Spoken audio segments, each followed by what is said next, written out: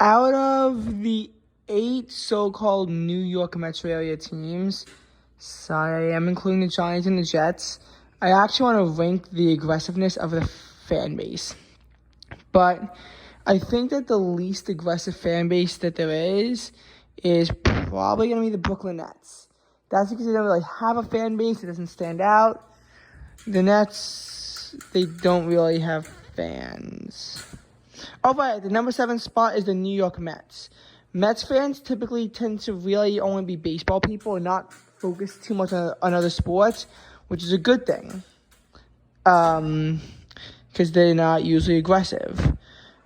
Because the Mets are not a very good team, they're oftentimes usually silenced. 2022 was a crushing blow to the Mets, but that was their only playoff run since 2016. And 2023, they ain't making the playoffs. The Mets truly collapsed. And this collapse, while really bad for Mets fans, helps silence them and it makes them a less aggressive fan base. All right, number 6 is going to be the New York Jets. Jets have not made the playoffs since 2010, so it's hard to be an aggressive fan base when you, literally never make the playoffs. When you never make the playoffs, really hard to be an aggressive fan base. The Jets are a bit more aggressive now because of Aaron Rodgers, but a lot of times Jets fans seemingly merge with the Giants fan base, which is an ugly fan base. One of the more aggressive ones that will be discussed on this list.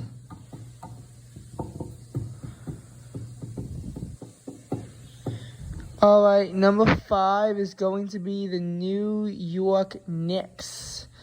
I think that the Knicks are just slightly less aggressive than the Rangers fan base. Not saying I have more problems with the Knicks fan base than the Rangers fan base. Yes, but on an observation level, the Knicks have a slightly less aggressive fan base than the Rangers, mainly because of the Rangers-Islanders rivalry being stronger and the Rangers having more rivalries in general than the Islanders. All right, number 4 is going to be the Rangers, and I pretty much discussed a lot of that. Number 3 is going to be the New York Giants. Giants may be my least favorite team, but they don't actually have the worst fan base per se.